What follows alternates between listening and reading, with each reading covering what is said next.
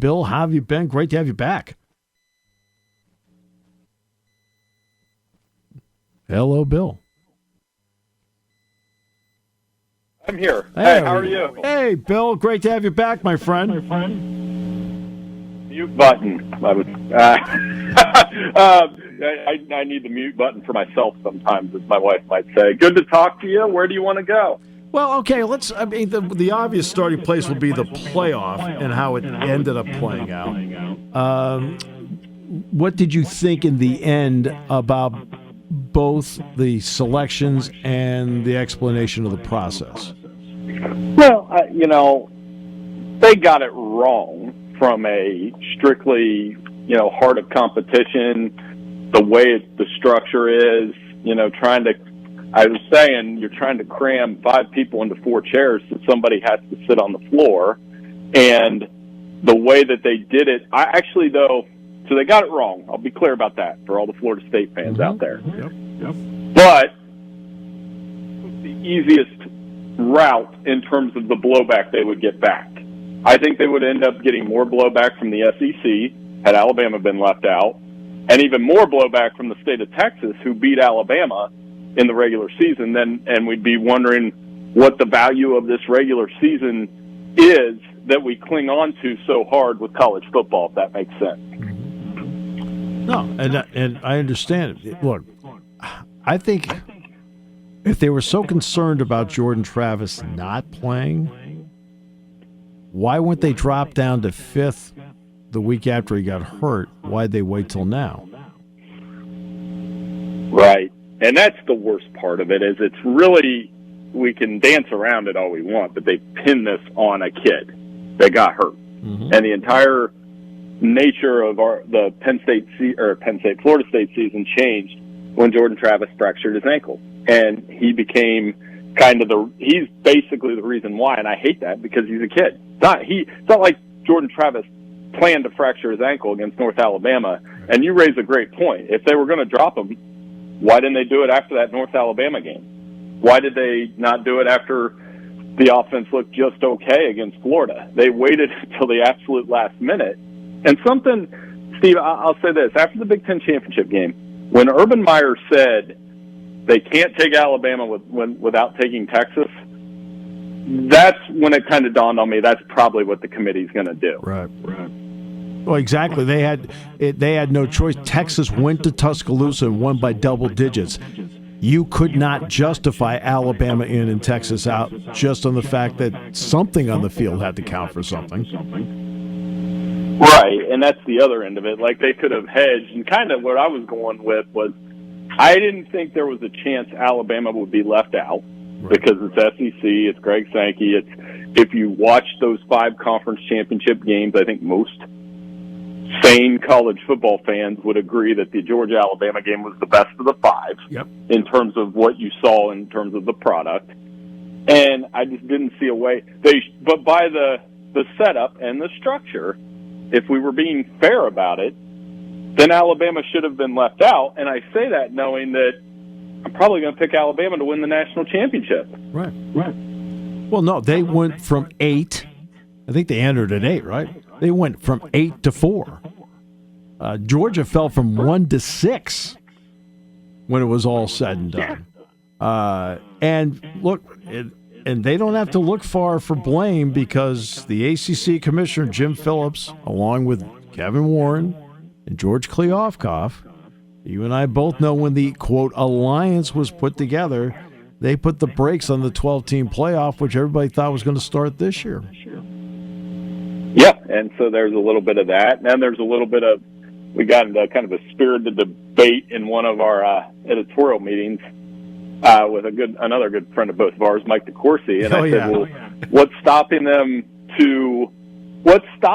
from splitting a national championship if Florida State somehow beats Georgia? Now, Georgia may have a bunch of opt-outs, and Florida State won't have Jordan Travis, and they won't have Johnny Wilson. He opted out, but what's stopping the school from doing that? And here we are, 2023, and we've gone through the pool era and the BCS and now the 14 playoff era. And I keep cautioning college football fans that if you think the controversy and the cronyism and those kind of things are going to go away just because we're going to 12, No.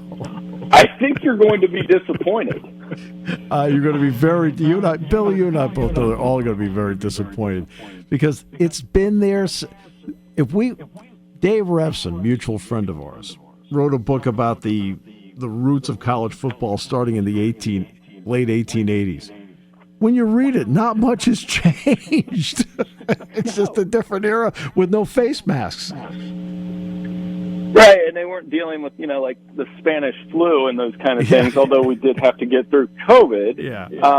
It really hasn't. And Dave, I've read that book, and it's just some of the political backdrop of this sport. And one of the dangerous precedents that was set, it's not the one that you think. It's not they're going to leave unbeaten teams out. No, they're just going to treat every other conference that isn't the SEC or the Big Ten. They won't be treated equally. But not even close. I think when Greg Sankey went on game day and used the Sesame Street comparison, that was kind of a statement daring the committee to leave us. He was basically daring them to leave them out. Yeah. And look, in the end, it's going to be the top five champions and 7 at large. And of the 7 at large, geez, Bill, I wouldn't doubt that the vast majority of the time of the 7, it's going to be a combination of SEC Big Ten teams, and nobody's going to get more than one. Hey, right. That's what I think. It's definitely going to be like that. And the SEC and the Big Ten will control the narrative. You saw this proposed legislation from Charlie Baker about we're moving into another subdivision, which would be the high-rent college football program, so to speak. Penn State would be in that in that group. Sure. That Mike and I have kind of been going back and forth on this. I think that's where we're headed. I don't know what the time frame is, but the more we're pushing with NIL, portal, other programs having trouble keeping up, they're going to put those high-rent programs in a division by themselves. I can see it. It would take a long time. It's not going to happen overnight, but I still think we're headed in that direction. Let's see. Now, this is how Bill and I roll, because he already anticipated my next topic and question before I even got to it. He knew I was going to go this direction. To me, this is the NCAA trying to still keep its toe in the big football pool by coming up with this proposal to give that level of autonomy. So at least the NCAA is still in the ball game. Do you feel the same way? Yes, I think you're dead on, because I've used this comparison. I'm a big high school football guy, and I know you guys love your high school football in PA. We love it in Ohio. And there's a reason why there's 7 divisions, because the high-end schools, the Lakewood St. Edwards and the Medinas and Mentors, where Drew Aller played up there. Yep. He'll tell you it's a little bit different than playing a D4 school. Just like, as much as we hate to admit it, Ohio State, Penn State, Michigan, even within the Big Ten, you could make a strong argument that, I tell my Ohio State buddies this all the time, so you really only have 3 games on your schedule that you can actually lose. Mm-hmm. Mm-hmm. Now, maybe that changes with a different coach, maybe not. I mean, this has been going on for about 30 years at Ohio State, right, and 30 years at Penn State and Michigan. You get the wrong coach, it can go south, but that's why I think it would make sense in some ways. Now, getting through how much money the conferences, the TV networks, all those things make, I understand that. But to your point, this is the NCAA's way of still having some, because they could theoretically go off and do their own thing if they wanted. Absolutely they could. And then there would be a question, and this is where Mike DeCourcy would come in. Say they went off on their own. What would they do with the NCAA tournament, which is the sole moneymaker for the entire enterprise? Yeah, the basketball side of it is so key. And Mike and I remember we were sitting there at Big Ten Media Day together a couple years ago, and Mike and I are kind of on the opposite ends of this one in terms of what can and can't happen. And I just told him today, we were talking back and forth, and I said, did any of us think 2 years ago that Washington, Oregon, UCLA and USC would be on the Big Ten schedule in 2024. I didn't. No. And here we are. So, or that SMU, Cal, and Stanford would be in the ACC. Certainly didn't have that on the bingo card. No. So there's a lot. I mean, nobody. If anybody said that 15 years ago, you would be like, "What are you even talking about?" And that's the fact that we are at that phase suggests that anything can happen. It's exactly what I was texting some of my friends over the weekend that. And not to bring it back to the playoff part, but I had buddies saying they can't do that. They just can't. They can't. And I said, guys, they can do whatever they want, and they probably will. And there's nothing we can do about it. Right. Also interesting in all this that when they go to a 12-team playoff, a guy like Kyle McCord in all likelihood would not have gone into the transfer portal yet. But because there's only a 4-team playoff, he's in it. Cam Ward's in it. I mean, there's, DJ's in it. Arch Manning says he's staying at Texas. I mean, your thoughts on the quarterbacks in this thing? Because it sounds like, based on what I understand, McCord may visit or talk to Nebraska next. Yeah, it's wild. It's another part of this thing that I have mixed feelings about. One, I'm never going to say no to a kid getting an opportunity to play, and this is the environment we live in, where guys come and go in the portal. On the other end of it, you're like, there are seventh-year quarterbacks that have played at 3 different schools that when you look at their college football reference page, it looks like a pro football reference page with a journeyman NFL quarterback. And another debate we've been having is, and this got hot between some of the sporting news writers today, I said, I don't think a college quarterback is worth monetarily, and I know what they do for the university. I understand that. Yeah. I don't think they're worth like what Brock Purdy is to the Niners. It's a dangerous precedent when you're paying a college kid more than the person who does it at the highest level, and you're paying them more money. And I know they may mean more to Ohio State, Penn State, and Alabama. I get that. But if you're paying a quarterback $3 million in college, why would he go to the NFL on a rookie contract where he could theoretically be making less money? Yeah. Well, no, that's a really good point because I'll never forget when Bevel, who's been, he was the offensive coordinator for Seattle and so forth. I'll never forget because of a Mormon mission, he was playing for Wisconsin and was 25 years old playing against Penn State. And Drew Bledsoe was 21 playing for the Patriots as the first overall pick.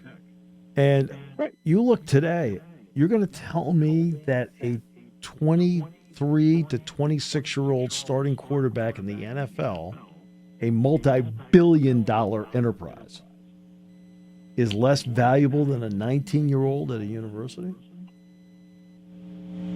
I can't see it. Now, and I was getting pushback because, they're like, that makes sense. There would be outliers, certainly. Like what Arch Manning brings into Texas versus and the example I used, and yes, it's a selfish, close-to-home example. I said, Jake Browning is making less than $1 million for the Bengals as a backup quarterback, and he may start in a playoff game. So you're telling me that Cameron Ward, who played 2 years at Washington State, should be commanding, or like basically asking for $1.5 to $2 million to play quarterback for 1 year at a college? That's where we're going to have some problems financially, because I respect Mike's opinion and the others that I work with. Don't get me wrong, because Mike had a good point. He did say, Anthony Davis may have been worth $2 million at Kentucky for that one season, and Mike's right. So that's where I think this is a hard one for me. Because, in fact, I saw Kentucky, they played Penn State that year. And he and Michael Kidd-Gilchrist and that whole group, his 1 year at Kentucky, gave John his national championship, John Calipari.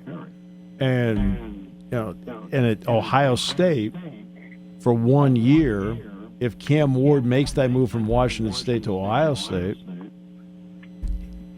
everybody is assigned their own value based on what the entity believes the value happens to be. So somebody considers him to be of that value, while Jake Browning is getting whatever value the Bengals think he should get. It's weird. It's strange days. And these are the big picture questions. And we've kind of covered the whole sport here in 15 minutes or so, but they're going to take a long time to figure out, whether it's the next version of the playoff. What are we doing with NIL and the portal? How do we, look at the Big Ten and the SEC versus everyone else? Because I do, and I have friends. I was talking to a dad this week for one of my son's teams, and he just said, at the end of the day, he's a big Buckeye fan. He said, at the end of the day, I almost prefer watching the NFL. And I told him, well, that's where this is headed in college football, because you're going to enjoy the big games. Penn State fans enjoy the big games. Mm-hmm. But, with the Big Ten changing and you're bouncing around, I just don't know what the appetite for Penn State at UCLA is, and I guess we'll find out next year. Right, exactly, we will. And long term in every sport. You talk about your son, and you mentioned him the last time you were on. How much fun is it for you as a father, and it can be nerve-wracking too, to see sports played at that level as opposed to the high-stakes levels and the money we're talking about in both college and the pros? What's that like for you, being around that when he's out there playing?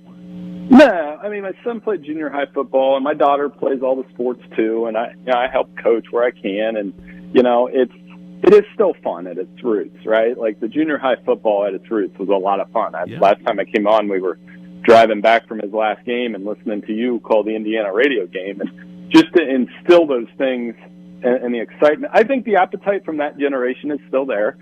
I would submit, though, like one night I was talking to Grant, and I was telling him about, hey, man, when I was your age, it was, I'm trying to think exactly who won it when I was in 7th grade. I was like, Florida was going to beat Nebraska, but they needed this team to win, and then there was almost a split national title. And he goes, well, why did they do that? And I was like, well, why did they do what they did last weekend? Sometimes we just don't know. This is a sport that has inched its way along. Joe Paterno called for a playoff back in 1975. For goodness sakes. It just inches its way. I'll never forget Bill talking to Jim Delaney when they went to 4. And I remember my initial comment to him was, Jim, I remember how hard it was for you to just get 2. And he laughed. And now we're going to 12. And as I put in my column last Sunday, I said, yep. If I know people and I know human nature, it's not going to be long till we add what we have now, 4, and add what we're getting, 12, and people are going to be calling for 16 before you know it. Yeah, absolutely. I do have to ask you one last question, because Penn State's playing in the Peach Bowl against Lane Kiffin. How often have you been around Lane Kiffin, and what has been your thoughts if and when you've been around him? So as much as he has this persona as this, on social media, his persona on that is very different from what you get in person. He's kind of a quiet talker. Yep. Very different. Yep. And he's done a really good job of rebuilding, his persona in general. His coaching arc is unreal to think about. But I think what excites me about this game is these are 2 teams that both won 10 games, both lost the tough ones this year, both run the football and have a ton of talent. And I think for the winner of this game, do bowl games still provide a springboard into the following season? That's debatable. But I think for these 2 programs, the answers can be yes, because I think it's a significant step for Ole Miss winning a New Year's Day 6 bowl, and a significant step for Penn State with all that talent that after the Ohio State and Michigan losses really turned it up when they got unfortunately, when they got rid of Mike Yurcich, they started to turn it up on offense. Yeah. Just very quickly, my sense on Lane has been he'll still be playful on Twitter, but in a lot of ways, a public persona, the maturity of him, both as a coach and a public persona, I think has been on display for a few years now. Oh, for sure, and I look for that to continue. He's done a fantastic job at Ole Miss. Thanks so much. Always enjoy every conversation we have. Tell DeCourcy I said hi, by the way. So I will. I'll go start another argument with him when I get off the phone. Thanks so much, Steve. I'll talk to you soon. Thanks, Bill.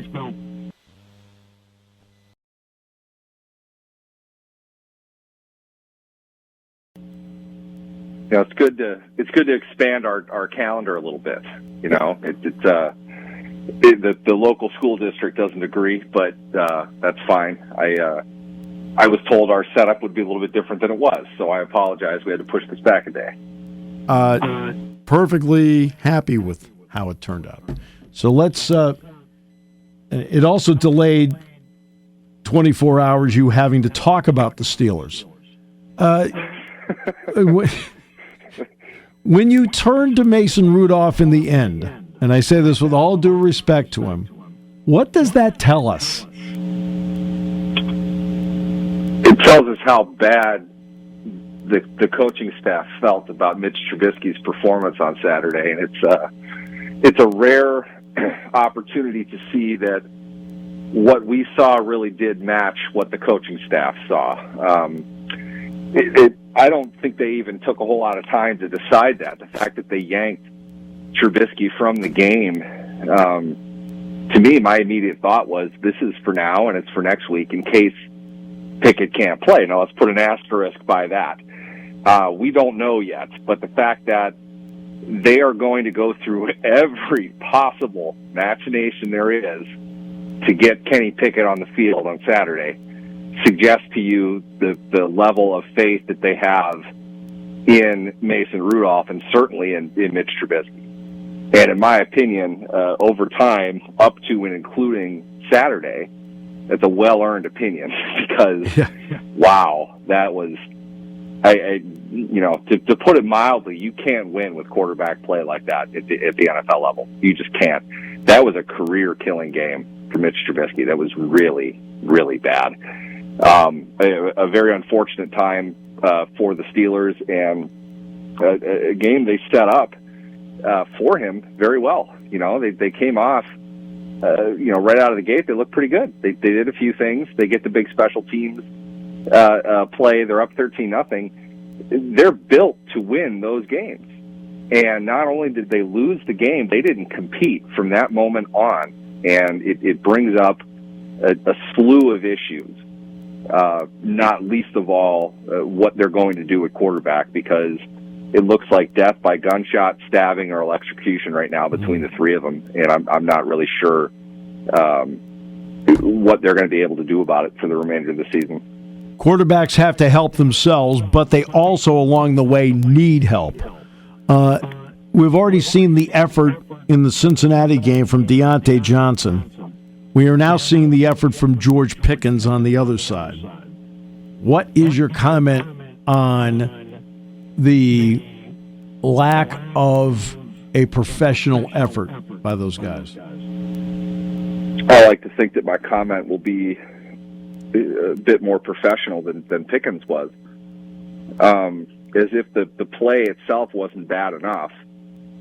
The full disclosure in front of the media is the reason that he didn't even attempt to block the receiver. It's not like he let him by. He didn't even move. Was because he was worried about getting rolled up on like Tank Dell did. I'm honestly not sure if he could have said anything worse in that moment. The bottom line for me is, like, look, you're a football player, okay? There are ways to avoid things like that, and there are the unfortunate injuries like, what Tank Dell suffered, unfortunately, a great player, a lot of fun to watch this season. You can't not do your job because you're worried about something that's happening 8 yards away from you on the field. And I really shouldn't have to. It's amazing to me that we're even having this conversation. That's how disappointing that was in my mind. He's young. He clearly has demonstrated both at Georgia and now within the Steelers organization, he's not very mature. I accepted those things as an observer, saying, like, these are kind of the fleas that come with the dog. You have to work these things out. They have to learn how to be professional. But if he is that far off base, honestly, I'm looking for trade partners in this offseason. I don't want somebody. I said the same thing about Deontay Johnson. I'm not against that either. You can't win with people like that. And the reason I said what I said about Johnson after the Cincinnati game was because that kind of thing is contagious. when you've got a young, already immature receiver who's understandably, if not rightfully, upset with the direction of the offense, they're going to start doing the same thing, and that's what you're seeing. You saw in two different games, one was a win, one was a loss, but you saw two pivotal offensive players on the Steelers quit on their team. Yeah. I can't tell you, Steve, how many times I've seen a Steelers player do that once, let alone two different players in the same season. And to me, something has to be done about that. If it can't be done in season, and I understand this is what fans want, why don't you just bench him? Why don't you just run him? All these other kinds of, I'm sorry, but high school level tactics to motivate somebody. If they can't show up as professionals and do their jobs, they don't need to be on the team. At the same time, they really don't have anybody else. No team would be able to lose two receivers for disciplinary issues while they're still competing kind of for a playoff spot and have it end well for anybody. You're not going to be able to do that. But that does not mean they're not going to look to make a move following the season. And it's absolutely 100% justified. If they don't do it, it's not because they didn't want to, in my opinion. It's because they're not going to get back the return that they feel they'll need, or it's not enough to overcome what they feel they can do with the player.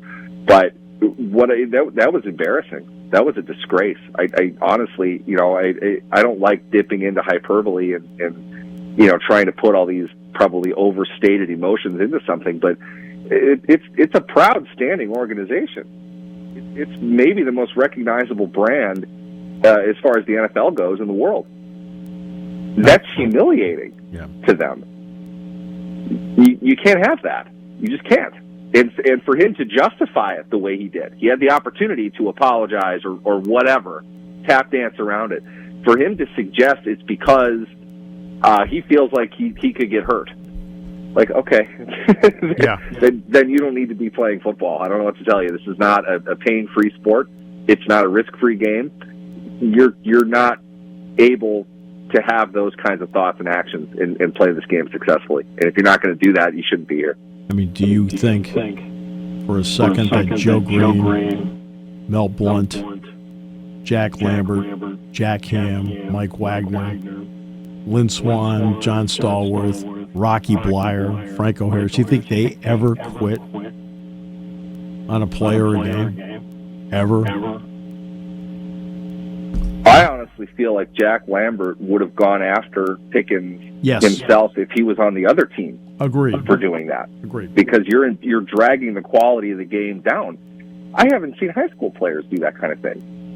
I'm going back in my mind. I was joking with some friends that I remember, not the year exactly, but Lawrence Timmons was known for this. For whatever reason, he just had a very nervous stomach, and he threw up a lot after chugging some water or Gatorade on the sideline. Timmons threw up in the middle of plays and continued playing. There's just no excuse for it. There's absolutely no excuse for it. It's not even like, I understand if you're tired, you're in a 2-minute drill, you know what the play is going to be. You get off the line, you kind of get in the guy's way. You're not looking to drive him through the stadium or anything. I understand that. I'm not saying it needs to be that level of effort, but you're not even putting yourself in between the tackler and the ball carrier to a point where that guy was able to deliver a direction-altering hit on the running back that very well could have prevented a touchdown. Yeah. I don't know how more plainly it can be than that. And for him to have the excuse that he had, I've got to ask Brisman Jackson, the wide receivers coach, did you guys not discuss this in film? Was it not made abundantly clear to him that that's not acceptable? Mike Tomlin, did you weigh in on this? It's that bad in my mind. It's an egregious disrespect to Pickens' teammates, to his coaches, to the game itself, and something like that has to be addressed. And I don't know you can do it any way other than harsh, but it needs to be done. And I don't know what the plan is, but we're going to be talking about this for a long time as far as the history of the game goes, the history of the Steelers goes, because I have not seen anything like that from a player. I mean, it's one thing if it happens once, but it's now happened twice with different guys.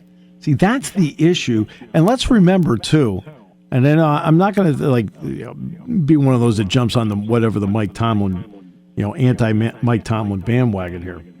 But remember, Dan Rooney hired Mike Tomlin, not Art Rooney, not Art the second. Yeah, and we've talked about that specifically. The game itself has changed tremendously in the time since Mike Tomlin got hired. And this is not a get rid of Tomlin rant. The reality is they're in a much different situation than they were. People say all the time, well, they barely ever hire. They're not firing or hiring coaches very often. Yes, but they still do. And many other coaches in the league, you could see right now they were not going to have a job. Brandon Staley during the Chargers game, where literally everybody on the field was, more or less playing like they had some type of illness. He got fired the next day, and it wasn't surprising to anybody. We pre-wrote the story of him getting fired. That's how obvious it was. If Mike Tomlin was not Mike Tomlin, there is no way in the world anybody would think he'd have a job after the season. Right. So I don't know exactly what that's worth. I don't know if that's the right solution, but something isn't working here, and something significant needs to be done. George Pickens cannot get Mike Tomlin fired. Deontay Johnson cannot get Mike Tomlin fired. But is this going to spread? He's got 3 games left, and in my opinion now, there's no other way to approach it other than he's coaching for his job. And that's reasonable. You can't have what you had on the field. And it seems to be continuing. If it was just a one-time thing for Johnson, as frustrating as that is, as in my opinion, fatal as it is for Johnson on the Steelers, if the rest of the team sees that and knows that's an example of what's unacceptable on this team, okay, you sent the message, it's an isolated incident. Now it's happened twice. Now, what are you going to say to me that's going to convince me that you have this under control, that this is not going to be a continued problem? I swear I'm not trying to be dramatic about it, but this goes beyond even losing the game. This is just, it's an insult to your team. Yeah. You can't keep somebody like that. You just can't. So what are you going to do about it? Why is this any different? And why should I trust that it's not going to continue to happen? If you can't stop it, it will continue. And that's basic management. That's basic leadership. And unfortunately, you have to call that out now. You have to wonder. And Neal, there's one other element to it. Right? This is not, and I say this with all due respect, it is not the Los Angeles fan base. Okay? Where they show up maybe a little later, leave a little earlier. They have expectations too. But this is the Pittsburgh fan base. I mean, yeah, they're white collar in there, but there's a lot of blue collar in there. And they don't appreciate for 1 second anything that is less than somebody's best. I mean, it's a blue collar city. And just talking to the people that I've talked to, a lot of it really is the representation of what the team is. And I know that's, typically used as more of a rah-rah type of thing. But the reality is the people of Pittsburgh, and I'm not saying this in reference to anybody else, but the people in Pittsburgh, the fan base is loyal to the team, and they expect things to be done a certain way. Now, are they usually unhappy with the way things are being done? Yes, absolutely. They're fans. But it is a part of their DNA. It's a part of their culture. It goes way above and beyond simple things. It's inbred in them. So to suggest something like this is not going to be, worried about or stressed over is a real problem. It's going to get way beyond just George Pickens, the player. And to be fair, for those who know, wide receiver position is one of the most fungible in the NFL, maybe second behind running back. There are a lot of really good college receivers nowadays. You and I have talked about this a bunch. I remember when watching Odell Beckham in college. I'm not exactly experienced, but I was like, that's the best college wide receiver I've ever seen. I mean, he was advanced. He could do everything. There's probably 5 of him every year now. And there are 12 of them that you could take in the first 2 rounds. George Pickens was like that. Yeah. And he's a talented player, but he's not improving. His attitude is beyond a distraction. It's to the point that this is my third radio spot, and this is the only thing really to talk about. Yeah. And this team changed quarterbacks, has a coach that's about to get fired, presumably. People think that that's the case, in kind of a playoff push. And they have no safeties playing this weekend because their safety, who's been fined 5 times for unnecessary roughness, got thrown out and suspended for the rest of the year. None of these are talking points surrounding this team right now. Right. That's how big of a distraction this is. And I don't know if we really grasp the full magnitude of it. But I think this is going to be a bigger deal this offseason than people are thinking that it is right now. Which then brings me to the KZ play. In real time, it's bang, bang. When I looked at it, yeah, is it a brutal hit? Sure. But he led with his shoulder. At least that's what I thought. And he ends up being suspended for the season. I realized that he had 5 other unnecessary roughness penalties. What was your thought, A, on the hit on Michael Pittman, and then the resulting suspension? The thing of it is, with these, we have a tendency that we want to digest it all immediately as one thing. This is a chain reaction. It's a hospital ball from Minshew. Just a terrible pass to the point where I'm sure Minshew has apologized to him for it. Right. As Tom Brady made it adamantly clear, it was a terrible throw. And it was. That doesn't come without consequence, but that consequence can't be, your receiver getting folded over by the defensive player.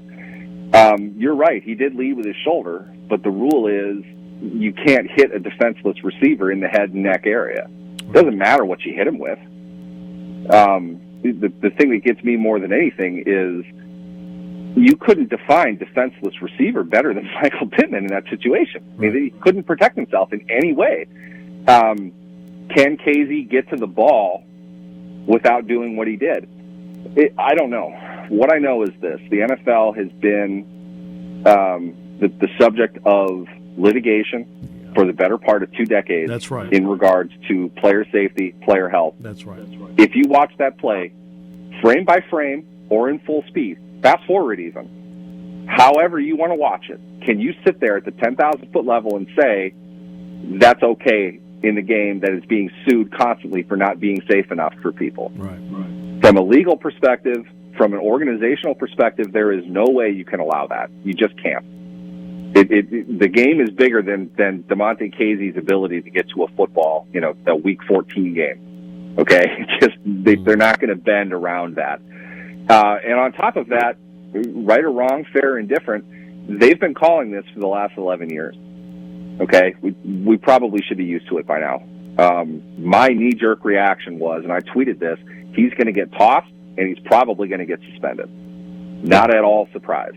Right. I think they'll appeal. I think they'll bring it down a little bit. Just, they want to throw the highest high penalty out right away because they know they're going to